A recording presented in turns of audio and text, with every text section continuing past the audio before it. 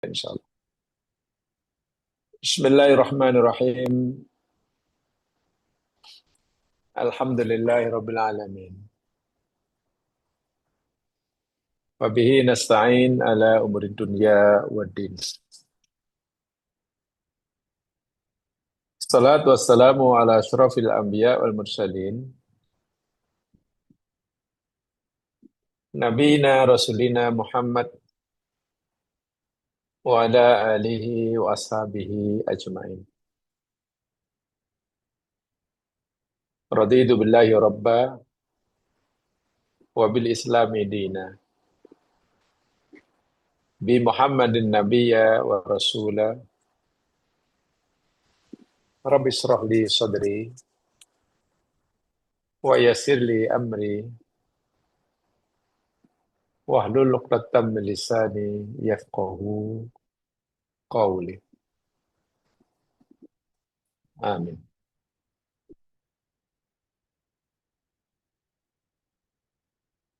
Menafaskan Bismillahirrahmanirrahim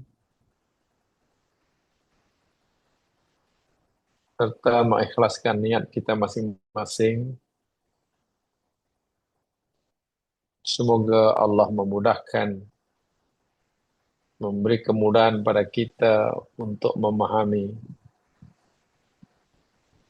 ajaran agamanya melalui firman-firman sucinya.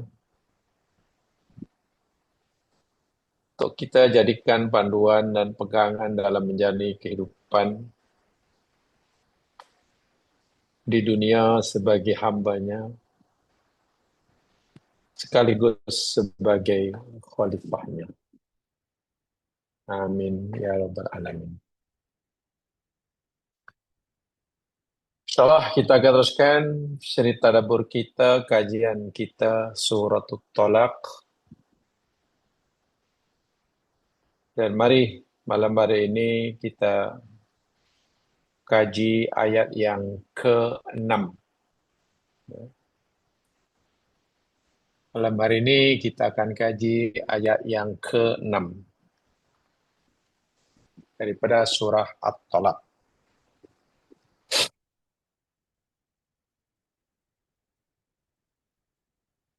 A'udzu billahi minasy syaithanir rajim. Askinuhunna min haitsu sakantum min wujdikum wa la tudarruhunna liyudayyiqu 'alayhin wa in kunna ulati hamlin fa anfiqu 'alayhinna hatta yad'ana hamlahun fa in arda'na lakum fa'atuhunna ujurahun wa'tamiru bainakum bima'ruf wa in ta'asartum fasaturdi'u lahu ukhra. Terjemahan word by word. Askinuhunna, ayat ini masih kaitan dengan tolak. Dan ayat ini secara khusus ditujukan kepada suami yang menceraikan istrinya dan istri masih menjalani tempoh iddah. Apa Allah kata pada para suami yang menceraikan istrinya dan istrinya masih menjalani tempoh iddah, askinuhunna, tempatkanlah oleh kamu, wahai suami, akan mereka istri-istri kamu yang kamu telah ceraikan itu, bagi mereka tempat tinggal. Di mana? Min haitsu sakantum. Di mana kamu bertempat tinggal.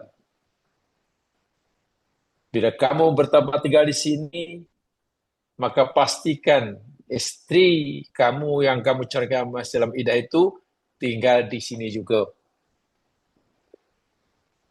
Jadi masih tetap duduk satu rumah. Itu maksudnya. Satu tempat. Keadaannya macam mana? Bentuk tempat tinggalnya macam mana? Adakah banglo mewah? Atau mungkin rumah sewa? Atau mungkin rumah setinggan? Allah hanya berfirman, min wujdikum, yakni mengikut menurut kemampuan kamu, wahai suami. Jika suami mampu menyediakan tempat tinggal banglo, ya duduknya di banglo. Jika kemampuannya setakat letak beri tempat tinggal pada pengasihinya di rumah flat, ya di rumah flat. Wujdikum. Allah tak paksa suami melakukan melebihi dari kemampuan. Si isteri yang diceraikan yang masih dalam iddah pun tidak boleh menuntut melebihi daripada kemampuan suami. Subhanallah. Sangat adil. Wala tudar, berikutnya, kalau tadi perintah, ini pula larangan. Wala tudarruhunna. Dan janganlah kamu, wahai suami, menyusahkan atau menimbulkan madarat kepada mereka, istri-istri kamu yang masih menjalani iddah ini, liyudayyiqu alaihinna, karena kamu hendak menyempitkan, menyusahkan, menimbulkan kegelisahan, ketidaktenangan hati mereka. Subhanallah. Betul. Wa in kunna, dan jika adalah mereka istri-istri kamu yang kamu ceraikan yang masih dalam iddah itu, ulatu hamlin, dia sedang mengandung, sedang hamil, fa anfiqu alaihinna, maka berikanlah kepada mereka nafkah mereka, hatta yada'na hamlahun, sehingga mereka melahirkan kandungan mereka. Fa in arda'na lakum, maka jika mereka telah melahirkan kandungan mereka buat kamu, lakum buat kamu. Karena anak yang dilahirkan itu yakni anak suaminya. Sebab itu Allah kata lakum. Ia mengandung, ia melahirkan anak, ia menyusukannya, itu lakum, untuk kepentingan kamu, wahai suami. Masya Allah. Istri mengandung untuk manfaat kepentingan suaminya. Istri kan anak itu untuk perang suaminya. Dia menyusukan anak karena anak memang dibinkan pada bapaknya. Saat itu fa'atuhunna, maka berikan oleh kepada mereka ujurahunna. Terjemah bebas, ujur itu mana upah. Upah mereka. Kenapa Allah gunakan istilah upah? Nanti penjelasannya. Wa'tamiru bainakum bima'rufin. Berapa kadar upah, berapa jumlah, berapa amount upah yang perlu kamu berikan bagi suami kepada mereka? Berapa jumlah upah yang mereka isi kamu berhak terima? Allah tak tetapkan, tapi Allah memberikan garis panduan, wa'tamiru bainakum bima'rufin. Allahu Akbar. Wa'tamiru, dan bermusyawarahlah kamu, berbincang. Daripada kalimat fa'tamiru timbul ada perkataan Melayu muktamar. Muktamar itu daripada fi'il i'tamara ya'tamiru. I'tamara ya'tamiru, itimar muktamar. Bermusyawarah, berbincang elok-elok antara dia dengan istrinya yang masih dalam iddah itu, bainakum, antara kamu, bima'rufin, dengan cara yang paling baik. Kadar upahnya berapa yang dicanggup dilakukan oleh suami, yang layak, yang disuruh oleh bekas istrinya. Itu muktamar itu untuk mendapatkan, menghasilkan keputusan yang disepakati bersama. Karena itu tidak mungkin istri menuntut melebihi dari kemampuannya, suami memberikan kurang dari yang sepatutnya. Maka diperlukan muktamar perbincangan. Jika dalam perbincangan bekas suami dengan bekas istrinya tentang berapa amount yang perlu diberikan, karena menyukai anaknya tadi, tak menemukan kata sepakat, bincang-bincang dah tak ada. Wa in ta'asartum masalah. Dan jika kamu menemui kesusahan, kalimat yang Allah gunakan sangat jelas, ta'asartum, daripada perkataan usrun. Usrun itu susah.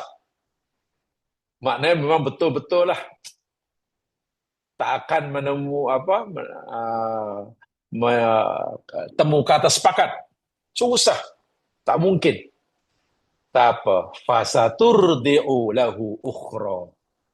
Maka saturdi'u hendalah menyusukan bayi yang tadi lahu baginya, bapaknya, ukhra perempuan lain. Maknanya hendaklah si bapak budak mencari ibu susuan orang lain. Ayat ini benar dengan pemakan peraturan.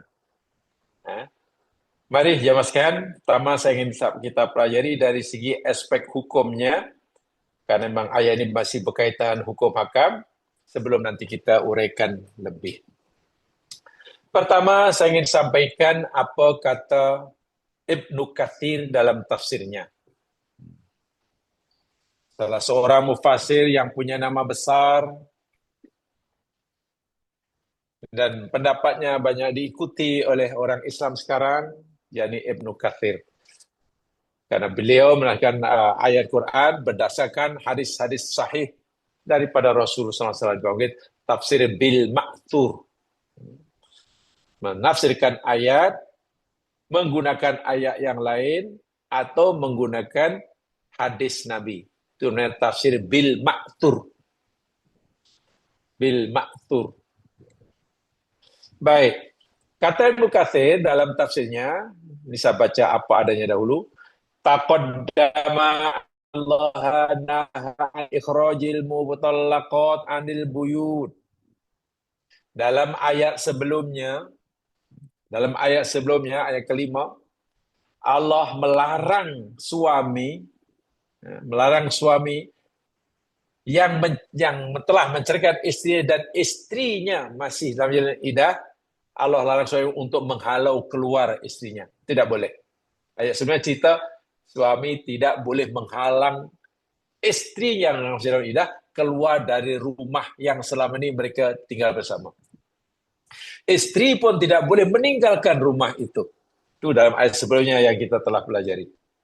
Wahuna amara bi iskanihinna wa qadil iskani bil ma'ruf.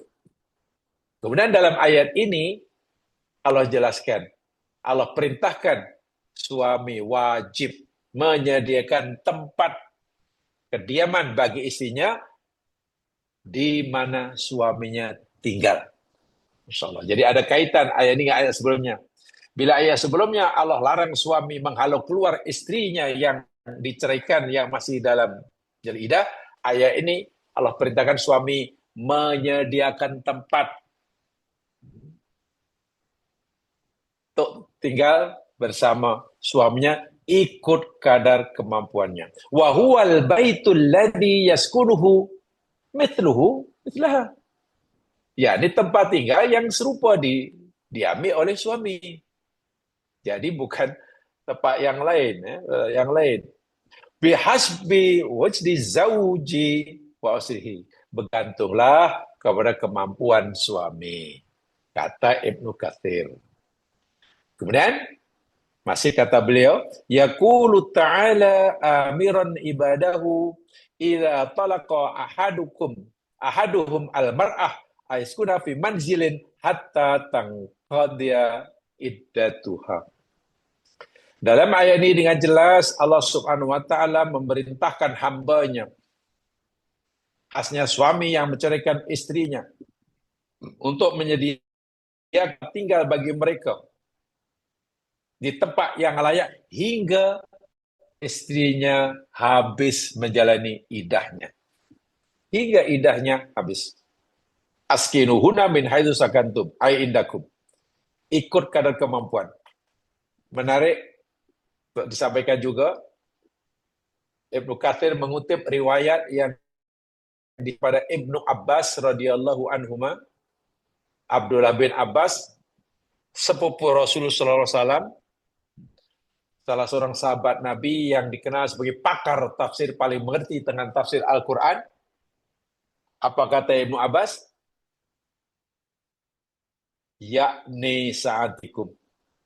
Maksudnya kemampuan kamu di sini, yakni disarankan pada Qatadah, illam tajid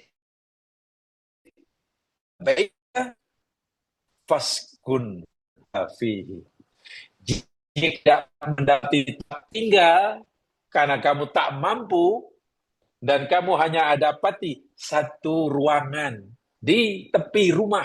Rumah tak punya, itu tak punya, hanya ada suatu ruangan kecil di tepi rumah, maka di tempat itulah kamu kena tempatkan. Itu maksud mujdikum. Nak rekan tempat yang besar tak mampu. Yang itu hatta jika ada ruangan di tepi rumah pun, di situlah. Artinya kesejahteraan istri, makanan, minuman, tempat tinggal masih ditanggung oleh bekas suaminya yang menceraikannya selagi istri masih menjalani iddahnya. Itu kesimpulan hukumnya. Kemudian dalam ayat tadi juga disebutkan wa in kunna ulat hamlin anfiqu alaihinna hatta yadana hamlahunna.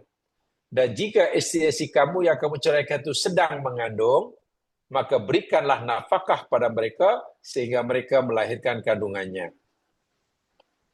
Ramai daripada ulama tafsir, termasuk Ibnu Abbas, dan juga satu ulama-ulama salaf, dan juga ulama khalaf berkata, hadhihi fil ba'in. Perintah Allah kepada suami agar suami tetap memberikan nafkah kepada istri yang diceraikannya, yang sedang hamil hingga melahirkan anak, ini yakni dalam keadaan tolak bain. Perintah ini yakni perintah pada suami yang menjalani istrinya tolak bain. Tolak bain yakni talak yang tak boleh dirujuk, yang telah kita pelajari pada siri dahulu. Talak ada dua, satu tolak roj'i, yang dua tolak bain. Tolak bain suami tak boleh rujuk walaupun masih dalam iddah. Tolak roj'i suami boleh merujuk, tak perlu akad nikah bila istri belum habis iddahnya. Kenapa ayat ini berlaku pada talak bain, memberi nafkah dan di Al-Quran? Ya, karena istri yang ditalak oleh suami dengan talak roj'i, talak yang suami boleh rujuk, itu statusnya masih istri. Masih. Belum putus hubungan. Wajiban suami tetap memberikan mereka nafkah dasulnya. Lainlah kalau dia sudah tolak bain. Baru tegaskan. Itu kata Ibnu Abbas. Dan jika ia mengandung, ya diberikan, ditanggung segalanya hingga mereka anak. Ya. Karena bila tolak roj'i, tidak timbul perlu atau tidak, wajib atau tidak suami beri nafkah pada istrinya. Nah, itu tak timbul. Karena istri yang ditalak dengan talak roj'i, tadi saya katakan, statusnya itu masih istri. Akdun nikah, tali perikatan nikah itu belum putus, hanya renggang. Itu saja. Tolak raj'i ya ini hanya talak satu, talak dua. Nah, itu hanya renggang, belum putus. Kalau talak bain itu sudah putus. Sehingga suami tidak boleh rujuk, apalagi bain kubro. Wah, tak boleh. Selagi isteri belum kahwin dengan laki lain, dan laki lain pula kebetulan menceraikannya, dan tidak merujuknya, barulah suami pertama boleh rujuk. Itu bain kubro. Bain sugro, ya kena akad nikah semula. Akad semula. Ini dia. Kemudian, fa'in ardokna lakum. Saya sampaikan tafsir-tafsir kata mufassir berdasarkan kalimat yang ada dalam ayat ini. Fa in arda'na lakum, dan jika mereka isteri yang diceraikan dengan hamil telah melahirkan anak, lakum bagi kamu. Subhanallah. Perhatikan bahasanya. Arda'na lakum, bukan arda'na lahunna. Tadi saya sebutkan, mereka mengandungkan anak itu untuk kepentingan kamu, wahai suami. Mereka melahirkan anak itu pun untuk kepentingan kamu. Mereka menyusukan anak itu pun untuk kepentingan kamu. Kum itu mana? Lelaki. Suami. Yakni, idza wada'na hamlahunna wa hunna tawalik, apabila perempuan yang sedang mengandung itu telah melahirkan anak, sedangkan status mereka, yakni perempuan yang telah diceraikan, faqad bana inqidai iddatuhunna, maka telah nyata waktu itu habis masa idahnya. Jelas. Jadi tempoh idahnya selama ia belum melahirkan anak. Jelas. Walaha khina idin antarda'a al-walad. Dan baginya pada waktu itu, karena walaha antam ta'minhu. Walakin ba'da antung dia bil laban, wa huwa bi quratil laban, au wafaitul ghaliban, illa bihi. Fa in arda'at istahaqqat mithlaha. Apabila telah melahirkan anak, makna idah telah habis. Sementara kewajiban, itu baru saya katakan, kewajiban menyusukan anak itu bapa. Jangan lupa kita pelajari dahulu, kewajiban menyusukan anak itu bapaknya, bukan ibunya. Tapi karena Allah tidak beri kemampuan pada bapa untuk menyusukan anak, yang boleh menyusukan anak itu ibunya, maka ibu yang menyusukan, walaupun kewajiban menjaga itu di tangan bapa. Tolong paham betul-betul. Kewajiban menyusukan anak itu di atas bau bapanya. Tapi Allah tidak memberi kemampuan pada ayah untuk menyusukan anaknya. Yang diberi kemampuan untuk menyusukan anaknya itu ibunya. Sedangkan yang wajib menyusukan ayahnya.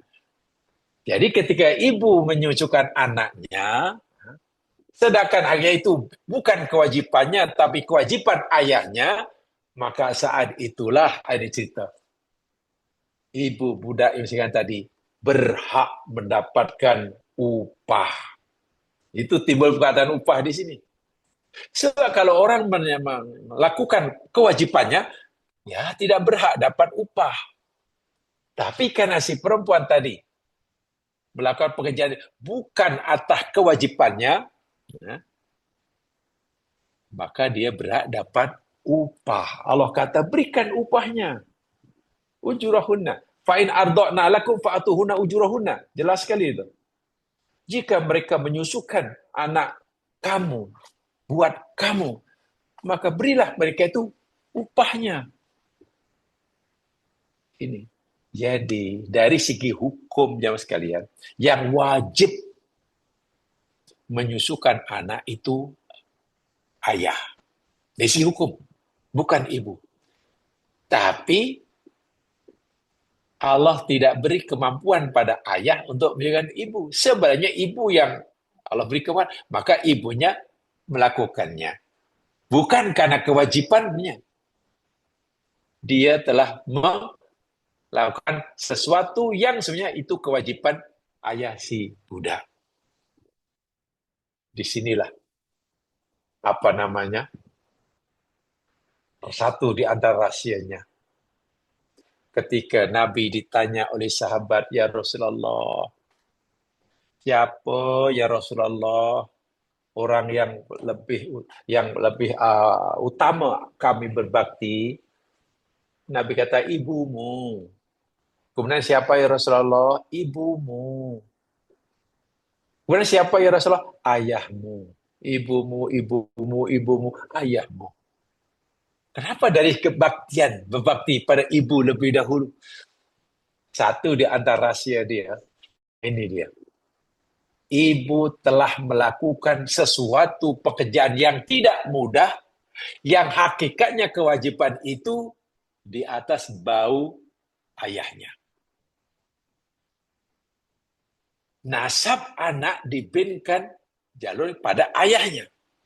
Ya, lakum, ayah. Anak laki, anak perempuannya, bin bapaknya. Anak perempuan, binti ayahnya. Sehingga nanti bila nak kawin, ayahnya juga. Yang seterusnya yang akan jadi walinya. Yang menanggung nafkahnya, ayahnya. Tapi ketika bab menyusukan anak, ayahnya wajib, tapi sayangnya Allah tak beri dia kemampuan untuk melakukannya. Yang Allah beri kemampuan, ibunya. Maka ibunya dengan rela hati melakukan perbuatan yang pada haknya bukan kewajibannya. Maka disitulah ia berhak mendapatkan bakti anak lebih daripada ayahnya. Benar tadi kan, dari nasab oleh jalur ayah, tapi dia berbakti pada ibunya. Dan nanti selesai, kalau sempat saya sampaikan satu kisah ketika berlaku perceraian dan budak itu masih belum balik, maknanya siapa yang berhak, punya hak untuk mengasuhnya, untuk menjaga budak itu? Serahkan pada ayahnya kah atau ibunya? Hadisnya jelas kepada ibunya. Walaupun dari segi nasab itu bapaknya. Dari segi nafkah kewajiban ayah. Dari segi pelindungannya, penjagaannya, segala-galanya menjaga ibunya. Sementara nafkah, keperluan harian, makan minum, pendidikan, itu bapaknya. Ini sudah peraturan Al-Quran. Jadi ibu diberi hak untuk menjaganya, mengasuhnya, sementara biaya yang diperlukan dalam bentuk penjagaan anak, ya makan, minum, kesejahteraan, hingga nanti sekolah, hingga dia balik, ayahnya. Ini benar-benar satu peraturan yang sangat-sangat cermat, sangat adil di dalam agama kita. Tadi nyatakan, kenapa perempuan atau ibu sebenarnya tidak wajib menyusukan anak, tapi yang wajib bapaknya? Sambungan ayat itu tengok. Wa'tamiru bainakum bima'ruf. Bincang elok-elok antara kamu. Wa'tamir itu bincang. Bermusyawarat. Karena istri kamu, ibunya ada hak untuk menerima upah, dan dia boleh minta upah karena menyusukan bayi tadi. Karena itu bukan kewajibannya. Ayahnya wajib memberikannya. Tapi jika tidak ada kata sepakat, karena mungkin yang diminta tidak mampu, tidak dapat dilakukan oleh bapa si budak, atau budak hanya mampu memberikan kurang dari sepatutnya, sampai begitu sekali, maka cari ibu susu lain. Bermakna kalau seorang ibu tadi wajib hukumnya menyusukan anak yang dilahirkan, tidak timbullah cari ibu susuan. Tidak timbul. Ini jelas, ayat sangat jelas dari segi hukum hakam, daripada hukum hakam. Kecuali nanti memang ada perbincangan kalau ulama, kecuali kalau budak itu memanglah tak maulah menyusukan, kecuali pada ibu kandungnya. Itulah, maka dia tidak boleh mengelaknya. La tudhar walidatun biwaladiha wala maulun di dalam surah Al-Baqarah. Jadi jangan sampailah seorang ibu mengalami kesusahan karena menjaga anaknya, dan jangan pula ayah juga mengalami kesusahan karena kelahiran anak. Itu ada surah Al-Baqarah 233. Dengan sebab lahir anak, ibu terpaksa menyusukan, walaupun itu bukan kewajipannya, terpaksa menyara kehidupannya, menanggung semua perbelanjaannya, makan, minum, sekolah, pendidikan. Dahlah dia menjaga, menyusukan yang bukan kewajipannya, ia pula menanggung segala perbelanjaan. Allah kata jangan. Seorang ibu tidak boleh mendapatkan kesusahan karena kelahiran anak.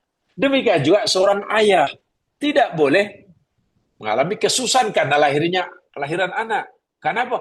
Karena mungkin perempuan ibunya minta upah yang tinggi yang tak mampu diberikan oleh bapaknya.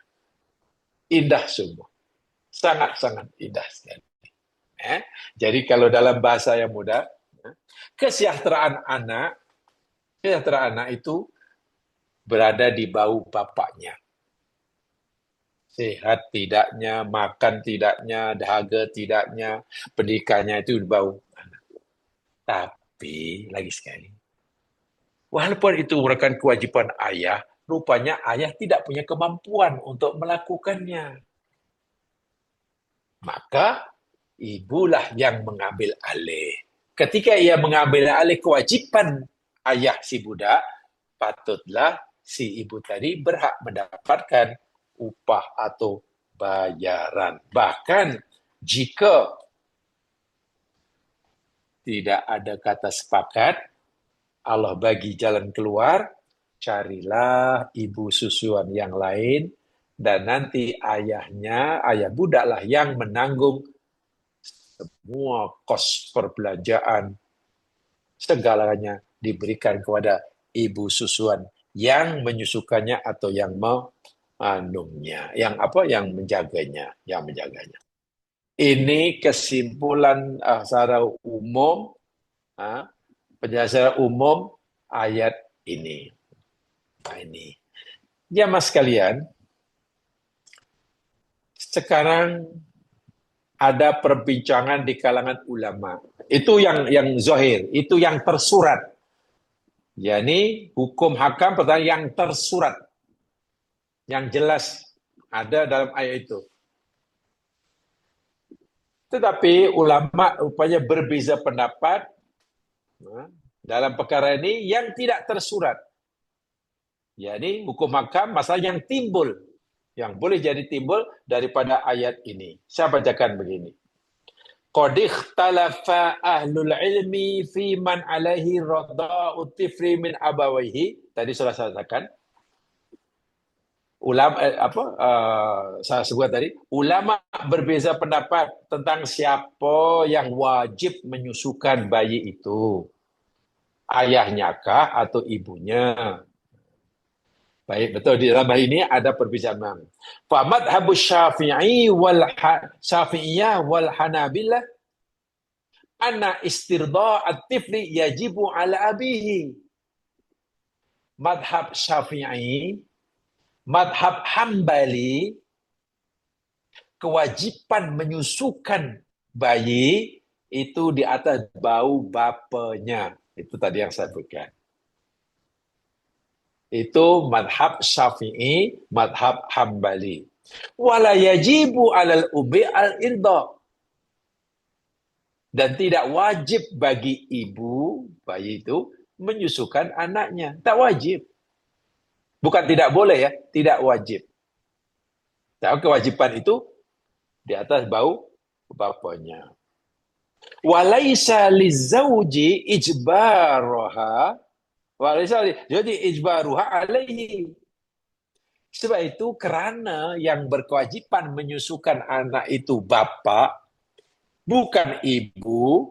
Dalam hal ini bapa budak atau suami perempuan tadi tidak ada hak untuk memaksa, nah, untuk memaksa ibu budak menyusukannya. Macam mana memaksa? Dia bukan kewajibannya. Bagaimana mungkin orang memaksa orang lain untuk melakukan kewajiban dirinya? Mana boleh? Itu itu kewajiban bapa. Bagaimana bapa boleh memaksa ibu budak untuk melakukan kewajibannya? Ini madhab Syafi'i dan Hambali.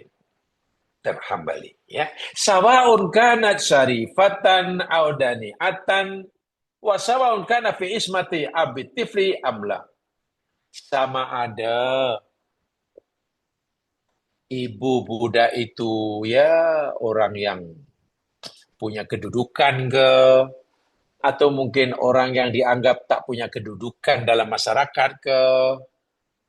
Sama ada ibu perempuan tadi masih di bawah apa, sama ada ke anak fi ismati abiti, sama ada masih di bawah apa tanggungan suaminya, anaknya belum cerai, statusnya masih istri. Ada dua, ibu budak statusnya masih istri kepada suaminya, atau ibu budak tadi statusnya sudah diceraikan tapi dalam iddah, atau mungkin dah habis iddah. Madhab Syafi'i dan Maliki tak kisah dia masih sebagai istri yang sah ke, atau istrinya yang menjalani iddah cerai ke, atau istri yang sudah habis iddah cerainya ke, bapak budak tidak ada hak untuk memaksanya menyusukan anaknya. Madhab Syafi'i dan Hambali. Illa idza lam yujad ghairuha minal murni'at. Kecuali tidak ada perempuan lain, perempuan ibu susu yang lain yang mampu menyusukan bayi itu. Cari, tak ada. Atau budak itu lam yakbalil walad saja ghariha. Si bayi itu pula tak nak menyusu kecuali kepada ibu kandungnya. Saat itulah si ibu kandung, apapun statusnya, sama ada masih berstatus istri yang sah bagi suaminya, atau istri yang sudah diceraikannya, masih dalam idah, atau sudah habis idahnya, ketika itu, aulam yakul abi waladi malun hina idin fayata'ayyanu alaih hina idin. Ketika itu, maka si ibu mesti bersedia menyusukannya. Jadi, kewajiban tadi menjadi apa ke atas bau istrinya, per ibunya, bila tak ada orang lain yang mampu menyusukan anak itu, atau si budak tidak mau menyusukan kecuali pada ibu kandungnya. Dari pernah berlaku pada zaman Nabi Musa. Nabi Musa AS ketika bayi tak mau menyusukan kecuali ibunya. Macam-macam. Hampir semua wanita pada zaman Fir'aun bersedia menjadi ibu susuan Musa yang masih bayi itu. Tapi Musa tak nak. Atau suaminya tidak punya harta, miskin. Kalau kamu tak mau menyusukan anakku ini, kata suaminya, yang hakikatnya kamu juga yang melahirkannya, wahai istriku, bekasihku. Aku kena cari ibu susuan yang lain. Iya. Masalahnya, aku tak punya uang untuk bayar upahnya. Katakanlah, bapak budak tak punya kemampuan untuk bayar upah orang lain yang misalkan. Saat itulah, kata madhab Syafi'i dan juga Hambali, maka ibu kandungnya lah yang wajib menyusukannya. Wujud itu ala ab, barulah boleh.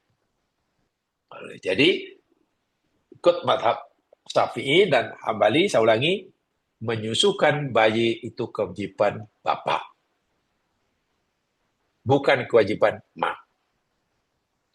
Sehingga ayah, bapak tidak ada hak untuk memaksa ibu budak menyusukannya. Bermakna, kalau dia nak memaksa juga, ia memaksa orang lain untuk melakukan kewajiban dirinya. Dan itu tidak mungkin. Kecuali, tadi saya katakan ya,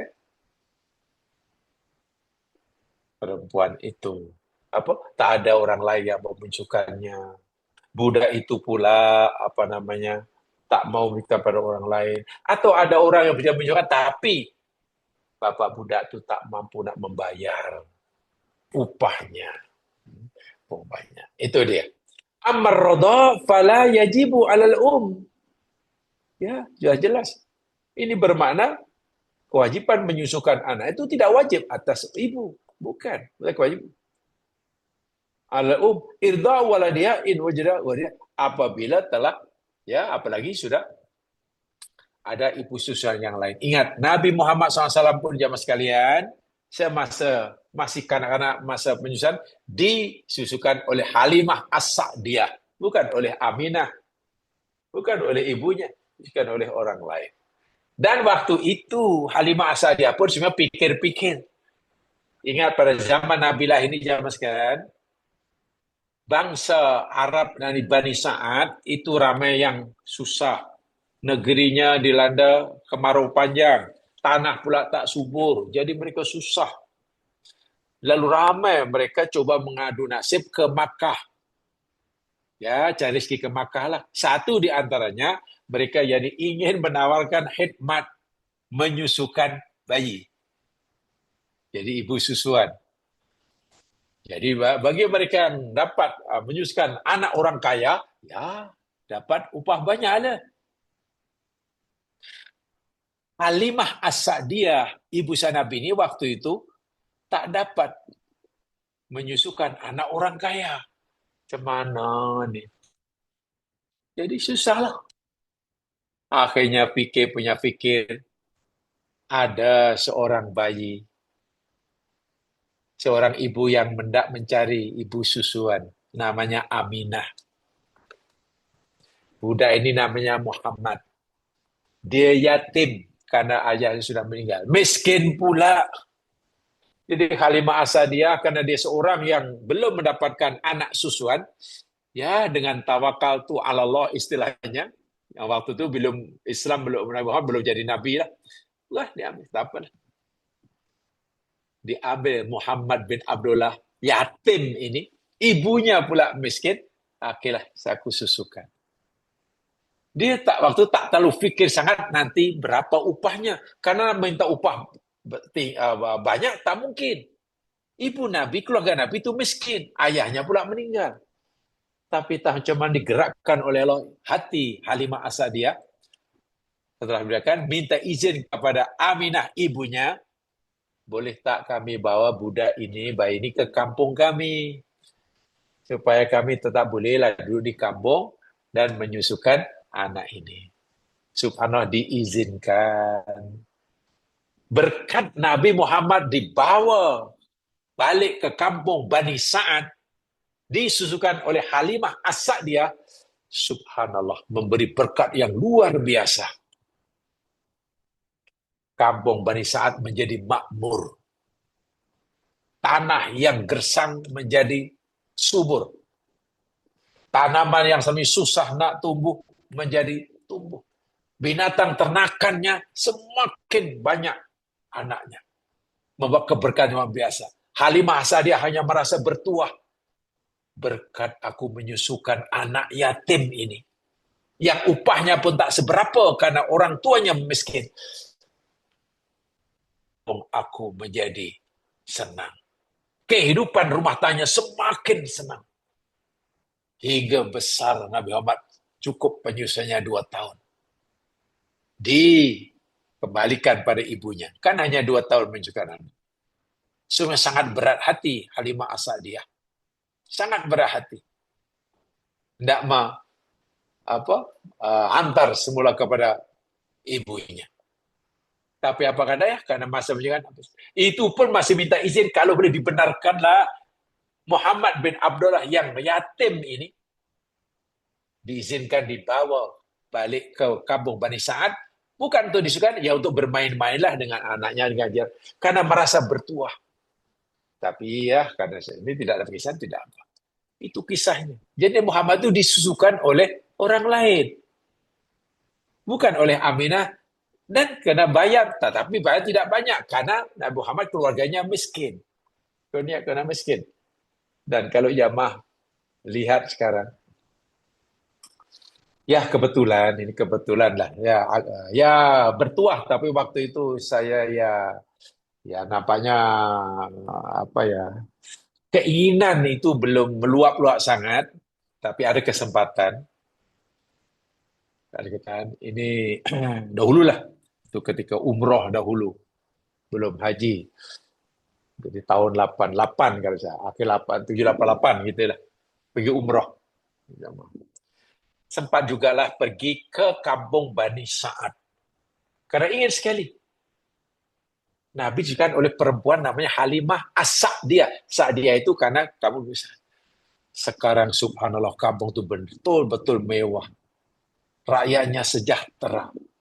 Wah, kalau kita baca sejarah, sebelum Halimah As-Sa'diyah menyusukan Nabi Muhammad yang masih bayi itu, kampung itu sering dilanda kebuluran.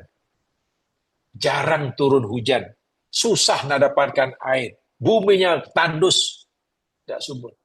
Keberkatan kampung itu dengan asbab Halimah As-Sa'diyah menyusukan Muhammad bin Abdullah yang kelak menjadi utusan Allah. Kampung itu menjadi makmur hingga hari ini. Boleh. Kalau jamaah ada peluang, bolehlah pergi itu. Kampung Bani Sa'ad. Ya, tanyalah kepada taksi kalau travel agency boleh, ini kalau tak ada tanya taksi aja.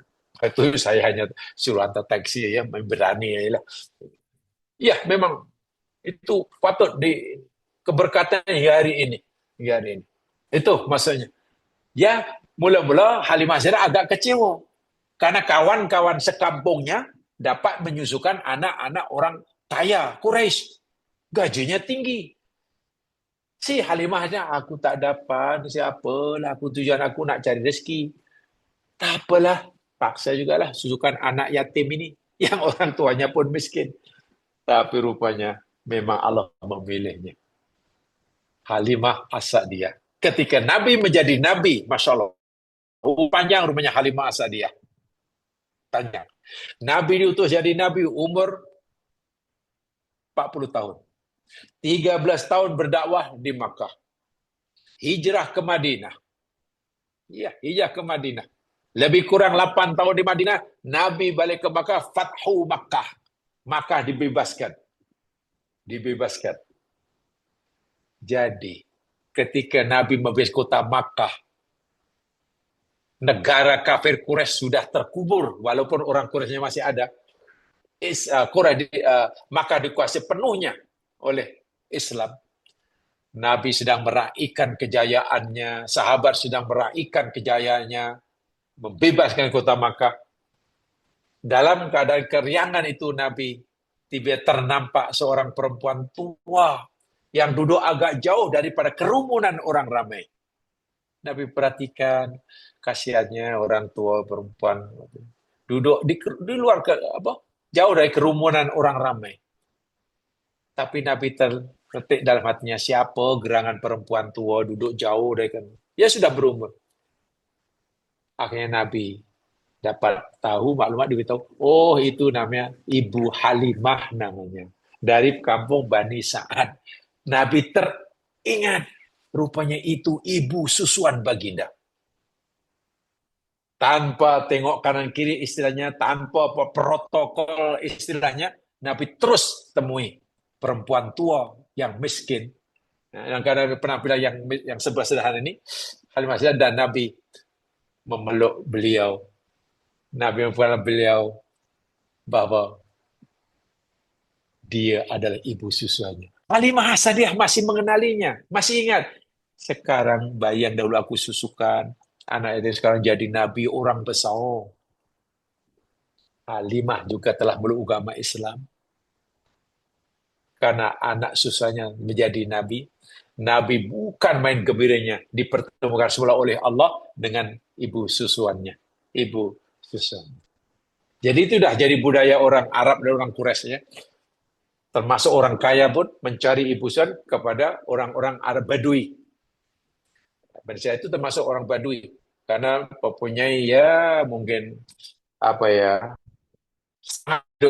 kuat, kecekalan kuat mungkin sehingga yang kaya ke yang miskin mereka suka mencari ibu susuan.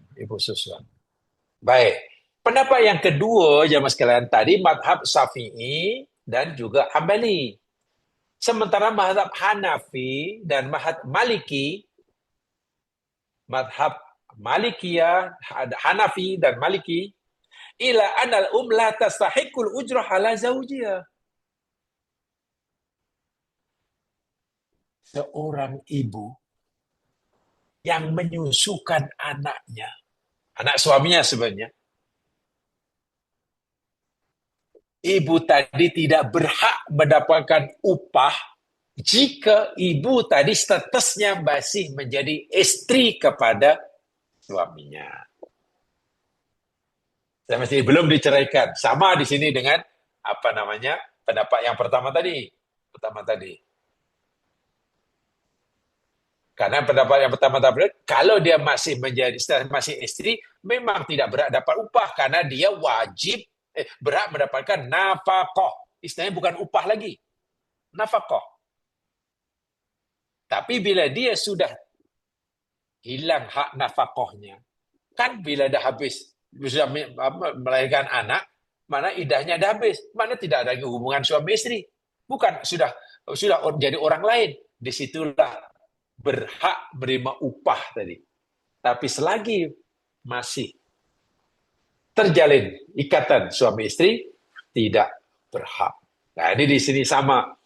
Pendapat ini sama dengan yang pertama tadi. Ibnu Qudamah, contohnya dalam kitabnya Al-Mughni,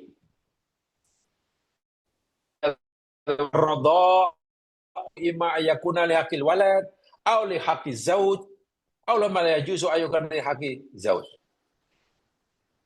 Penyusuan itu boleh jadi, kata Ibnu Qudamah, boleh jadi itu hak bagi si anak dan juga boleh jadi itu merupakan kewajiban bagi si ayah. Saya ulangi. Penyusuan itu hak bagi anak, kewajiban bagi ayah. Artinya anak berhak mendapatkan penyusuan yang sempurna dan yang wajib memberikannya yakni ayahnya. Dalam kita Al-Mughni yang bernama Hambali tidak disebut ibunya karena memang bukan kewajiban si ibu. Fa innahu la yamliku ijbaru ala ridha walidha min ghairiha wala ala khidmati fi ma yahtasu bihi. Karena itu hak anak, kewajiban bapak tidak ada hak untuk memaksa orang lain melakukan kewajibannya. Termasuklah memaksa istrinya. Sama ada statusnya masih menjadi istrinya atau dia sudah diceraikannya. Tak ada hak. Tidak ada. Jelas sekali itu. Ya, ada persamaan di sini. Wala yajuzu ayyukra walad. Fa inna dzalika law kana lahu lazima ba'dal firqah. Wa li annahu mimma yazimul walid li waladihi wa lazimal abu ala khusus kan nafaqah. Jadi hak anak tidak akan kehilangan haknya. Anak tidak akan kehilangan hak penyusuannya. Sama ada orang tuanya masih menjadi suami istri, atau istrinya, ibunya sudah diceraikan yang masih dalam iddah, atau ibunya sudah diceraikan dan sudah habis iddahnya. Anak tidak akan kehilangan hak. Hak apa? Hak penyusuan. Jika anak tidak akan kehilangan hak untuk mendapat penyusuan, maknanya ada orang yang tetap punya kewajiban memberikan. Yang berkewajiban memberikan itu yakni ayahnya. Karena ayah tidak mampu, maka ayah mesti membayar siapa yang mau menyusukan anaknya. Jika yang menyusukan anaknya dikatalah ibu kandungnya, walaupun sudah diceraikan, ya wajib bayarlah.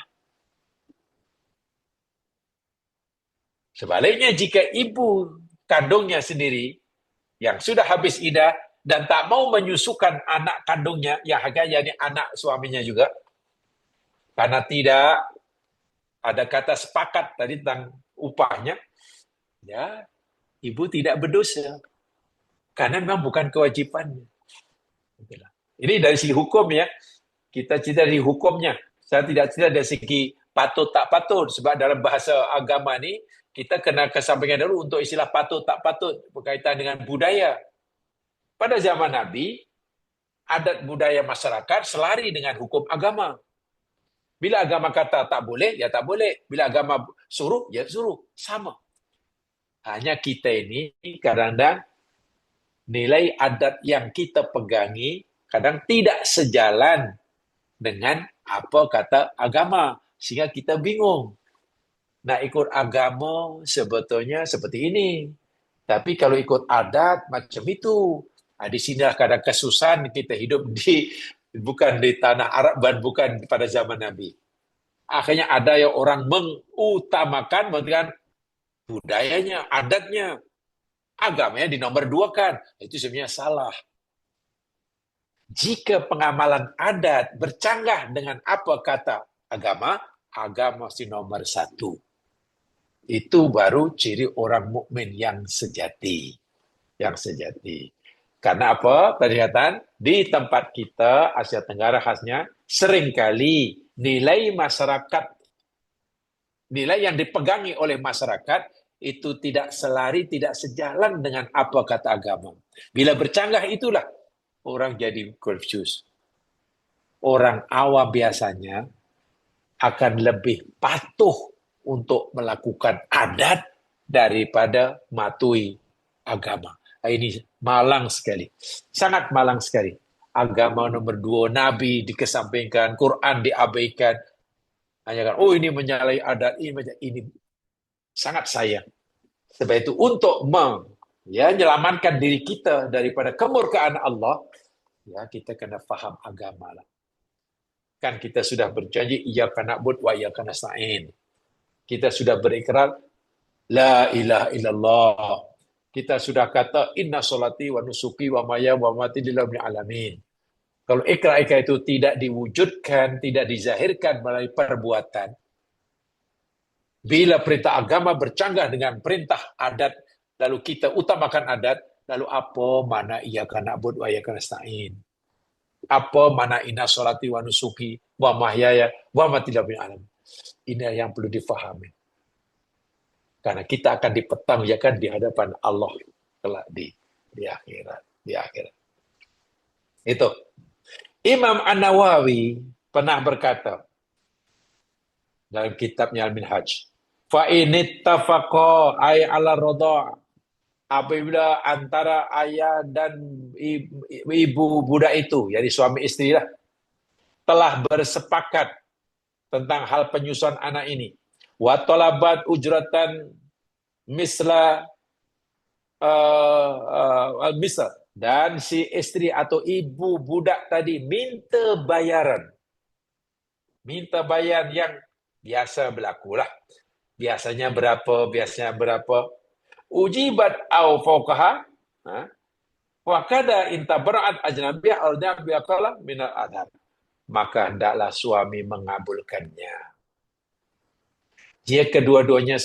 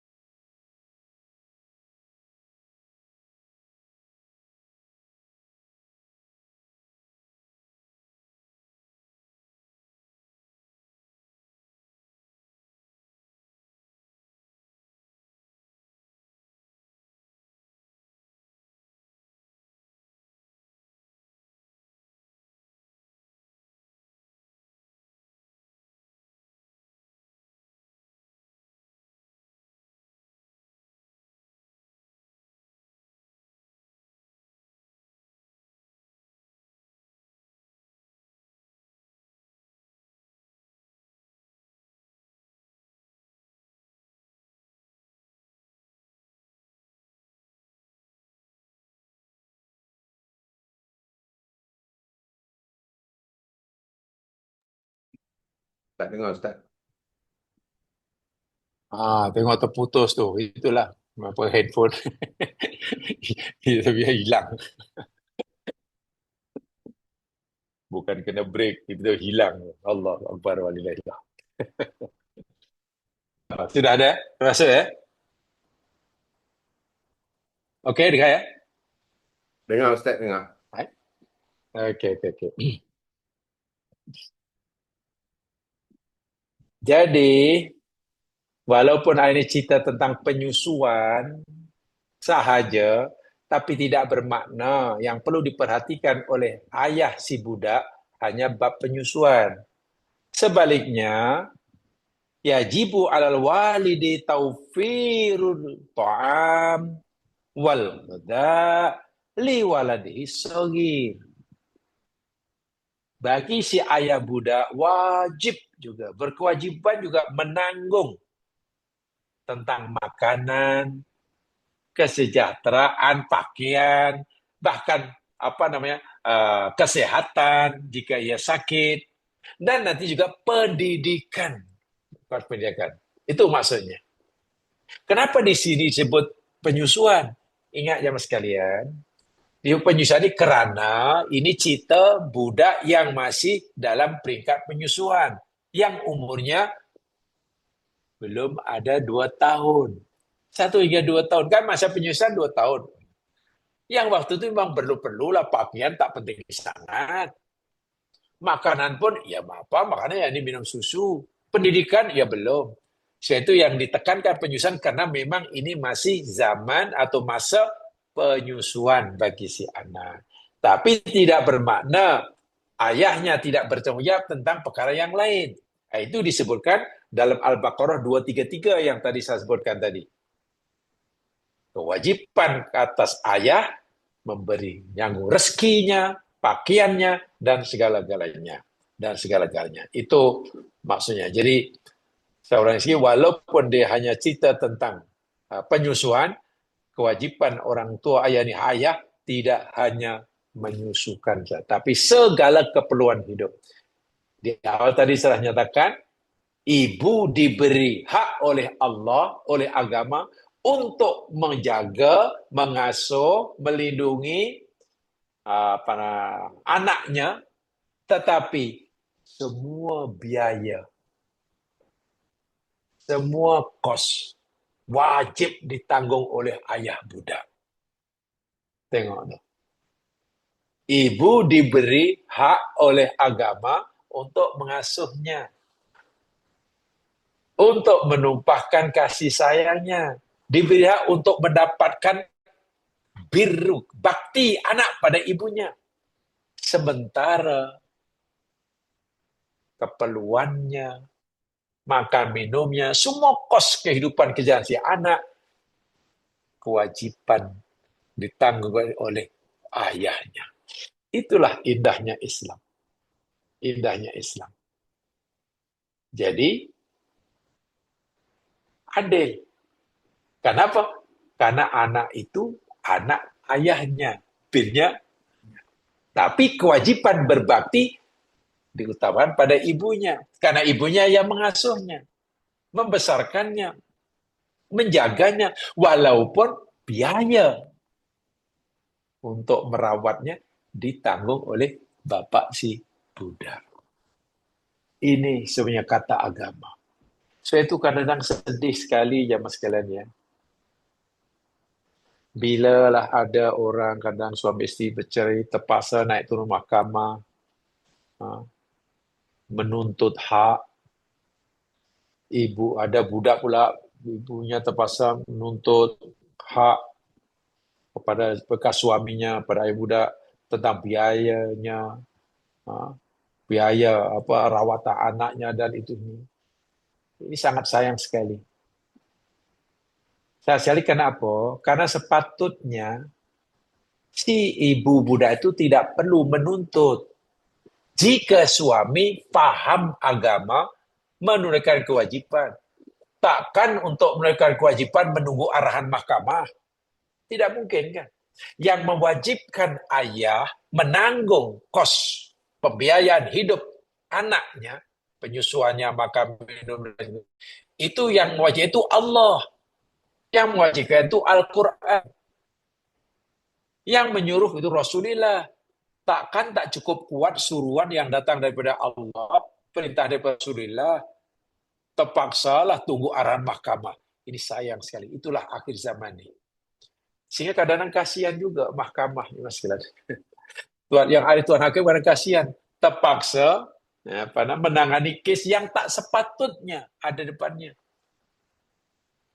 Kan sepatutnya si ibu budak tidak perlu menuntut. Karena jika bapaknya itu faham agama, ya terus kan itu kewajibannya. Bahasa mudah lah jemaah sekalian. Takkan seorang istri terpaksa membawa kes suaminya ke mahkamah, nak pastikan suaminya ini sholat 5 waktu. Kan tak masuk akal. Tuan Hakim, ini sama ada masalah. Saya mohon keputusan mahkamah untuk mewajibkan suami saya sholat 5 waktu, karena tak sholat. Lalulah sidang di mahkamah. Lawyer berhujah. Lawyer hujah ini patut kak sholat waktu. Sekarang kan nanti apa sebagainya. Setelah 3 bulan, mahkamah putuskan. Setelah kami mahkamah mengambil kira memberikan semua keterangan, masuk dalam saksi, mahkamah mengabulkan tuntutan puan. Mulai hari ini, kamu wahai suami wajib sholat 5 waktu. Kan pelawak kalau ada kes seperti itu. Yang mewajibkan orang itu sholat Allah. Kenapa menunggu arahan mahkamah? Yang mewajibkan suami atau dalam ini orang tua membiayai pembiayaan hidup anaknya yang masih kita masuk punya itu Allah. Kenapa menunggu mahkamah? Inilah yang sering berlaku. Sering kali mahkamah dipaksa untuk menangani masalah yang sebenarnya tidak sepatutnya. Tapi apakah daya? Masyarakat dah begitu pemahaman terhadap agama. Termasuk bid'ah, nanti akan sampai pada bid'ah.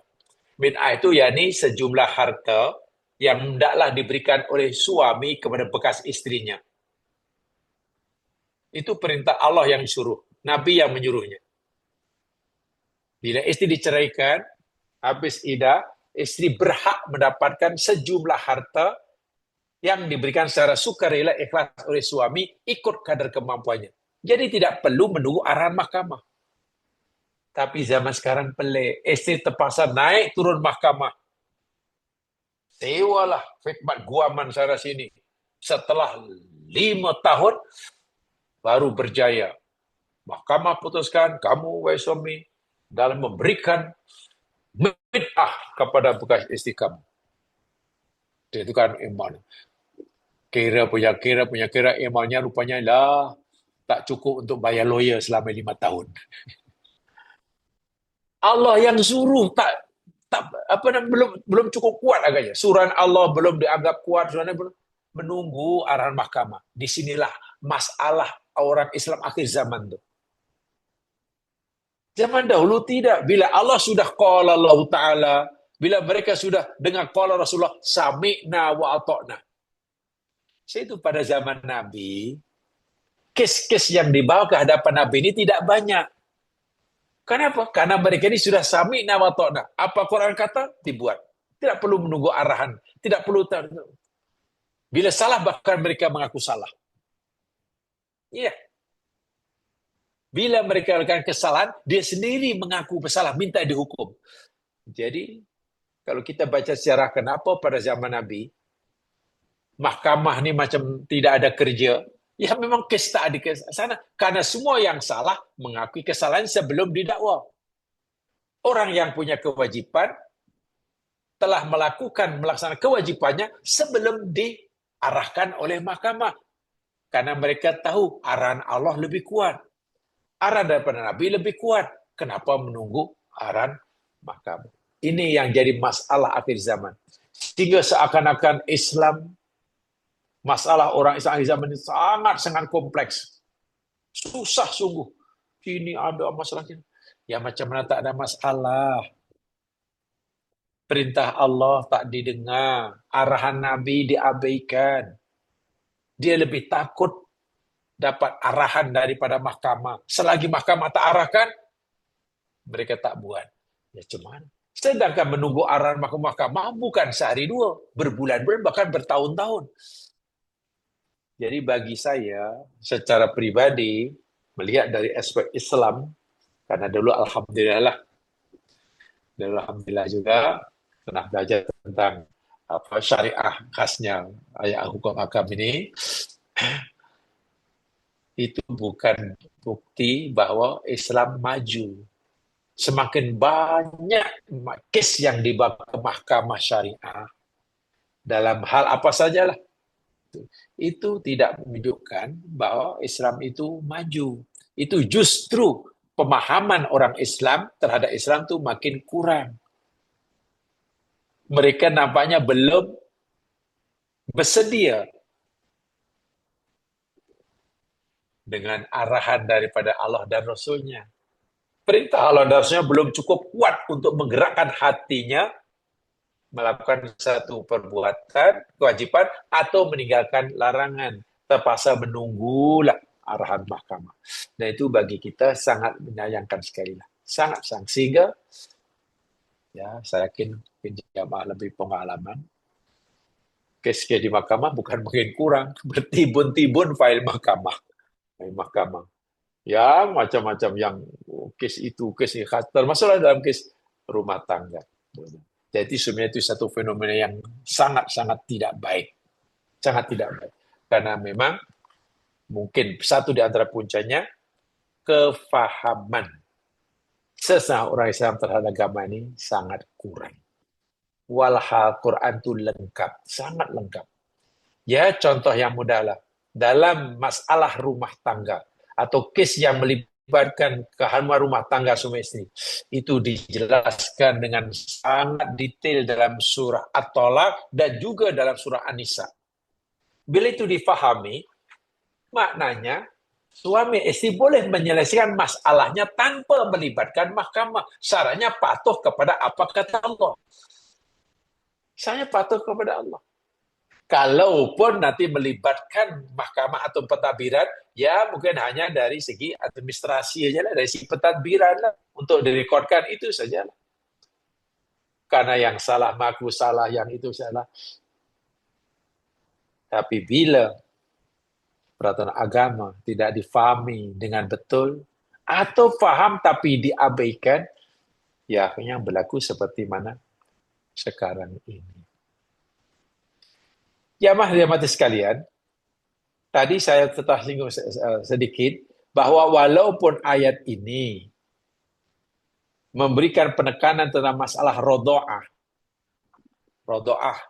yakni apa? Ardoknya itu rodoah itu penyusuan. Tapi saya mulai sekali, ia tidak hanya dalam masalah penyusuan saja, tapi ia melakukan semua yang berkaitan dengan kesejahteraan si anak. Disebutkan di situ tentang at-ta'am, al-ghoda, kesehatan, pendidikan, dan lain sebagainya. Wa in kana al-waladu radi'an fa'alal abdi nafaqah idha'ati bi ayat fa'u ila imra'atin tudihu wa hadha ma kana sya'i'an fi zamanil awal. Maka apabila si anak itu masih dalam waktu penyusuan, yakni umurnya belum cukup 2 tahun, maka orang tua bapak dah ni wajib menanggung semua kos kehidupannya. Tentunya yang paling utama yakni kos penyusuannya dan juga biaya-biaya yang lain, biaya-biaya yang lain. Bila nanti sudah masa untuk sekolah, ya biaya persekolahannya, belanjanya, pendidikannya, kesehatannya. Wala yalzamul ummu an tadha mauludah bi nafsiha. Karena si ibu langsung oleh Allah tidak mewajibkan ibunya, termasuk ibu kandungnya, untuk melakukan semua ini. Karena itu kewajiban bapaknya. Illa fi halil adami qabulihi radha'u wiladat, kecuali tadi saya sebutkan dalam kes katalah budak tidak mau menyusukan kecuali kepada ibu kandungnya, atau kecuali si ibu kandungnya tidak berkeupayaan menyusukan anak kandungnya, atau ada ibu susu yang lain, tapi suaminya pula tidak mampu menyediakan upahnya. Nah, itu sudah dijelaskan. Jadi banyak kecuali-pengecualian yang disebutkan. Dan ini hampir disepakati oleh ulama dahulu dan juga ulama yang sekarang. Termasuklah contohnya ulama Saudi, Saleh Ibn Utsaimin. Beliau juga memberikan komentar wa dhahiru kalamil muallif annahu la yuzimu sawa'un kana fi ismati zauj au ba'in minhu. Bahwasanya kewajiban memberikan menyusukan anak ini tidak wajib atas ibunya, sama ada ibunya itu masih berstatus istri bagi suaminya atau sudah diceraikan yang masih menjalani iddah atau sudah diceraikan dan habis iddahnya, tak kisah, kewajiban itu tetap di bawah suami. Ulama sekarang pun sama dengan ulama dahulu. Jadi didikan dan dipahami. Hanya jika seorang ibu menyusukan anak, ya itu mungkin karena kasihannya, belas kasihan, bukan karena kewajibannya. Apa kesan hukumnya? Karena itu bukan kewajibannya. Jika seorang ibu tidak mau menyusukan anak kandungnya sendiri, karena yang itu adalah bapaknya, kecuali dengan bayaran yang sebenarnya mampu diberikan oleh bapaknya, ibu tidak berdosa. Itu dari si hukumnya ya. Saya ulangi, saya jangan salah paham. Kita cerita tentang hukum, bukan cerita tentang nilai yang dipegang oleh masyarakat. Sebab kalau masyarakat nanti patut tak patut, adat nanti berdagang, itu masalahnya. Jadi untuk sementara kita tujuan kepada hukum hakam. Bal idza kana fi ismati zawj fa ijma' li antun diahu. Wa maqala usai asah ila hanya ada memang seorang dua ulama yang mewajibkan ibu menyusukan anak kandungnya selagi ibu itu masih menjadi istri yang sah bagi bapak budak. Seorang perempuan masih istri yang sah bagi seorang suami. Kemudian mengalirkan anak, maka perempuan yang masih istri kepada suami dan ibu pada anak kandung wajib menyusukan. Ada ulama yang kata tapi menurut contohnya yang berpendapat begitu, yakni Syekhul Islam Imam Ibn Taimiyah. Contohnya. Tapi tidak banyak. Ibn Taimiyah kata ibu wajib menyusukannya. Apabila ibu itu masih istri yang sah bagi bapak si budak, hukumnya wajib. Tidak boleh tidak mau. Tidak boleh tidak mau. Tidak boleh tidak mau. Hanya illa idza tarada biha wa awal walid bi ayyidahira fala haras. Hanya saja jika ibu tadi ridho setelah berbicara dengan suaminya mencari ibu susu yang lain, tak apa. Tapi jika bapaknya maukan juga ia menyusukan, maka si ibu tadi wajib karena ia bukan berstatus sebagai ibu budak, tapi istri kepada ayah budak itu. Itu kata Ibnu Taimiyah. Tapi berbeza dengan pendapat jumhur yang saya telah sebutkan tadi. Majority sama ada perempuan itu masih istri yang sah ke, atau istri yang menjalani iddahnya ke, atau istri yang sudah habis iddahnya ke, tidak wajib menyusukan anaknya. Sebab yang wajib memberikan anak yakni bapak budak atau suaminya. Dan penyusuan itu hak anak. Bila ia berikan hak kepada anak, maka ada yang berkewajiban memberikannya. Siapa yang punya kewajiban memberikannya? Ayahnya. Atau sekaligus suami kepada ibunya. Karena belum bercerai. Karena belum bercerai. Itu. Dan lagi sekali, karena dia tidak wajib menyusukan anak, sedangkan ia sudah diceraikan walaupun belum habis idahnya, apalagi sudah habis idah, dia berhak menerima upah.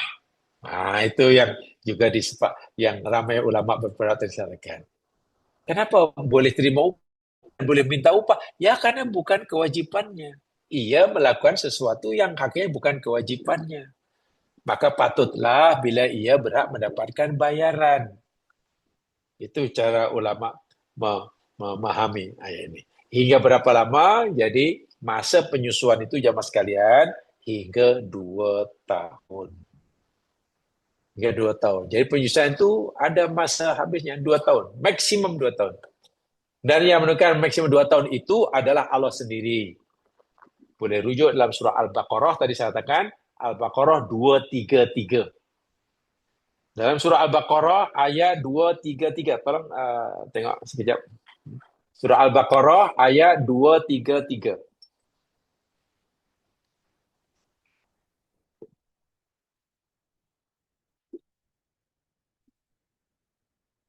A'udzu billahi minasy syaithanir rajim.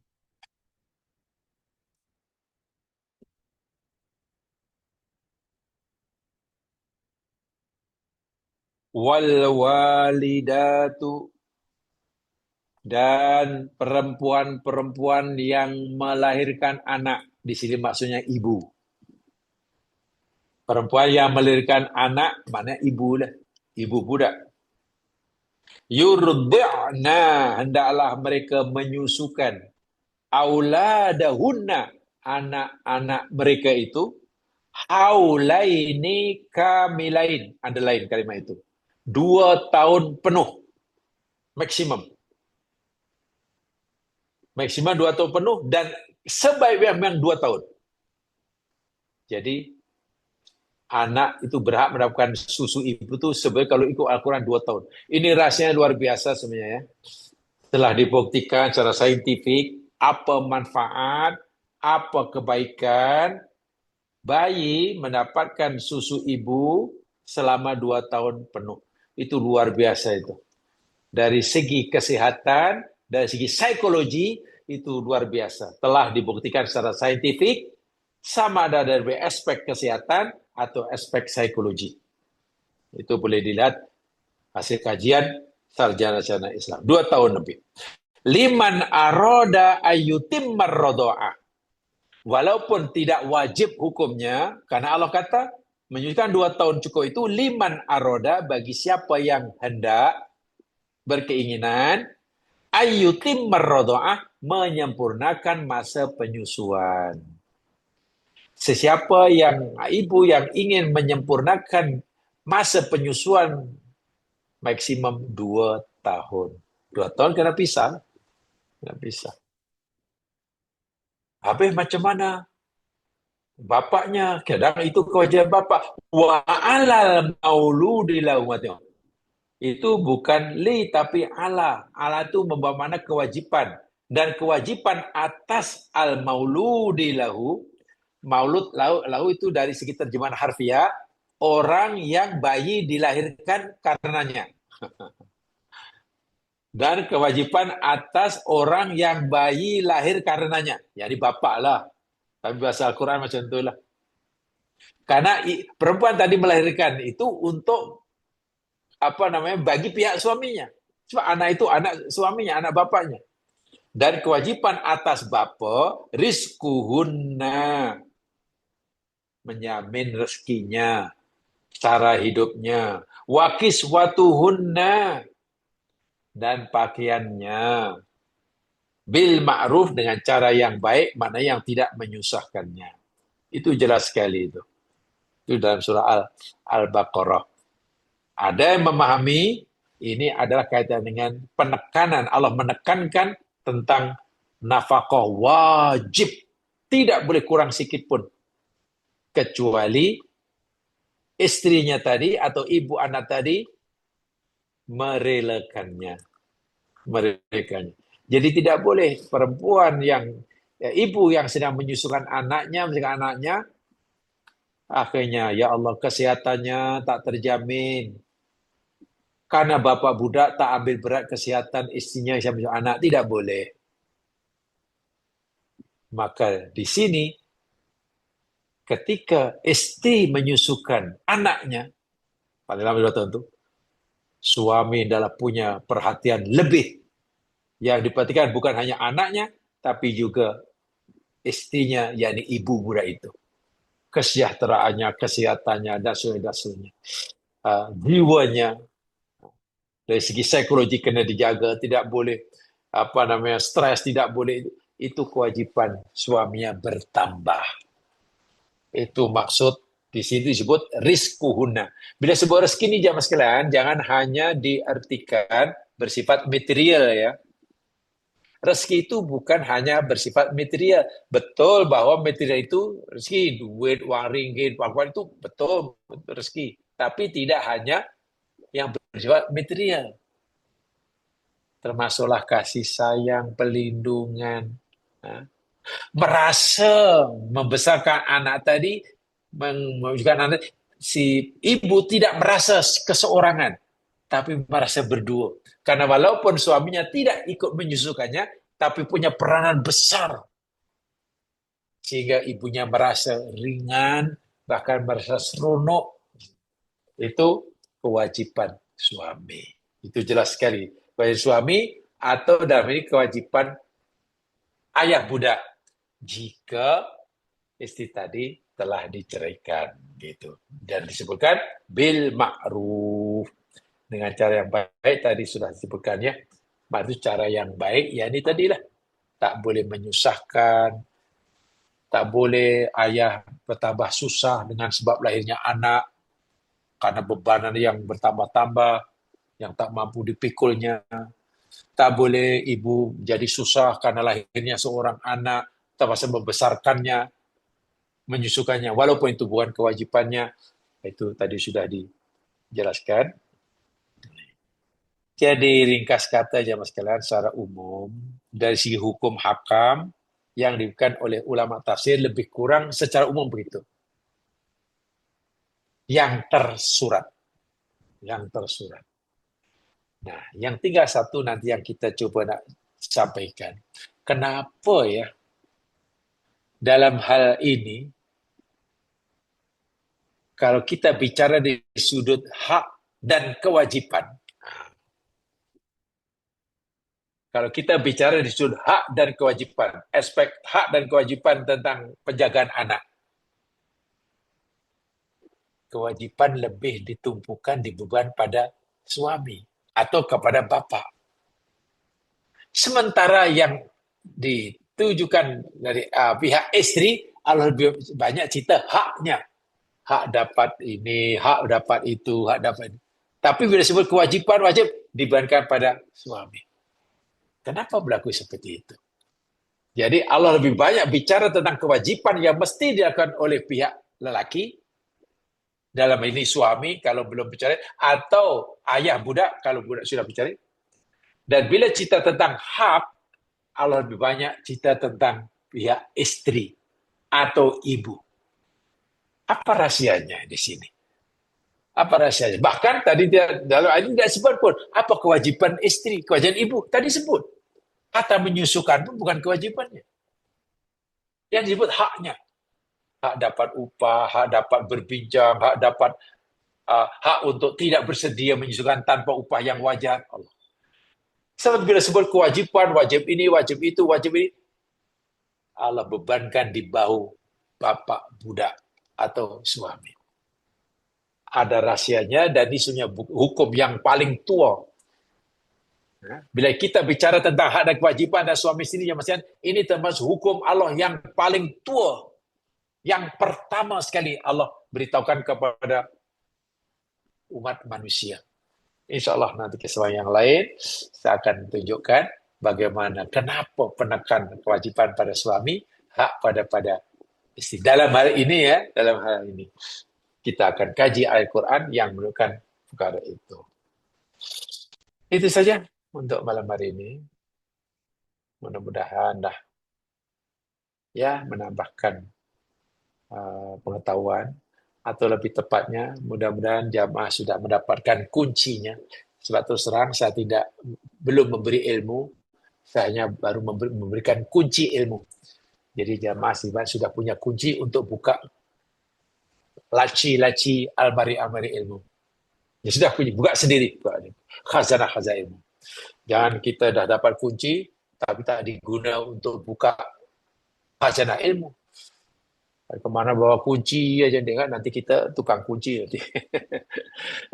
Guru saya dahulu pun begitu. Saya ingat ketika kami sedang di wisuda. Di sana dipanggil wisuda, di sini panggil convocation. Ya. Di convocation. Dan waktu yang di convocation adalah dapat degree, dapat BA. Yang waktu itu saya dapat DRS. Ada pula yang dapat PhD. Pesanan daripada rektor, sampai ingat sungguh. Nah, sampai saya rasa pegang. Walaupun di antara kamu yang telah berjaya menaikkan pembelajarannya hingga peringkat degree, dapat BA lah, Bachelor of Art, sarjana muda. Ada yang mendapat title yang dengan DRS, Doktorandus, Master. Ada yang sudah mendapat PhD. Dapat PhD, Doctor of Philosophy. Tapi ingat, pihak kami pesara-pesara dan pihak sini sebenarnya belum memberikan kamu ilmu. Walaupun kamu sudah belajar hingga peringkat setinggi ini, kami belum berikan ilmu. Pihak universiti, kami para pesara baru memberikan kamu kunci ilmu, katanya. Saya masih ingat sampai sekarang. Jadi kamu keluar di sini, kamu sudah punya kunci, tolong buka sendiri almari, laci-laci, khazanah ilmu. Maknanya teruskan kajian kamu. Jangan kamu udah habis ini mentang-mentang sudah mendapat title kesarjanaan PhD ke, DRS ke, lalu kamu merasa cukup belum. Itu kamu baru dapat kunci, buka sendiri. Mana kajian terus kamu lakukan. Saya masih ingat. Bayangkan, kawan-kawan yang sudah PhD pun masih diberitahu, kami belum bagi kamu ilmu, kami hanya baru bagi kunci. Jadi keluar nanti jangan kemana-kemana pegang kunci. Bagaimana ilmu kamu mesti bertambah dengan kunci yang sudah ada di tangan kamu. Buat kajian sendiri, teruskan membaca, teruskan belajar, terus mengkaji, terus mencermati. Dan saya ingat, sampai sekarang saya pegangi pesanan rektor kami dahulu. Jadi chancellor lah kalau dipanggil. Jadi waktu itu kita pun ya ada rasa bangga pun ada rasa ini cabaran lebih besar pun ada. Ya rasa bangga karena susah payah hanya berjaya juga lah menyelesaikan kajiannya walaupun tidak tinggi mana karena mungkin faktor biaya. Terus terang saya dulu tidak tinggi hanya diarahkan faktor biaya, tak mampu nak bayar. Ya orang tua tak mampu untuk bayar sendiri ya udah secara itu aja. Rasa bangganya ada karena tapi rasa cabarannya Allah rupanya cabaran lebih berat lagi. Rupanya pihak universiti belum bagi ilmu, baru bagi kunci katanya. Jadi kita kena baca sendiri, kaji sendiri, kaji. Dan sampai sekarang, alhamdulillah, saya berazam tidak akan berhenti untuk terus kaji dengan kunci yang telah diberikannya. Karena memang rupanya masih terlalu banyak yang kita belum tahu berbanding apa yang kita tahu. Itulah proses pembelajaran di dunia yang tidak akan ada nuktahnya. Dengan syarat lillahi ta'ala. Insya Allah Allah akan ridhoi kita dan akan menjadi bekalan kita di akhirat. Amin. Ya Rabbal Alamin. Itu saja. Kurang lebih dimaafkan. Mari tutup dengan baca tifarah. Subhanakallahumma bihamdika asyhadu an la ilaha illa anta astaghfiruka wa atubu ilaik. A'udzu billahi innal insana lakhus illa amanu wa bisalihat wa tawasaw bil haqq wa tawasaw bis sabr. Assalamualaikum warahmatullahi wabarakatuh. Waalaikumsalam Bagus juga. Bagus juga nih handphone berjasa malam hari ini. Waalaikumsalam. Tadi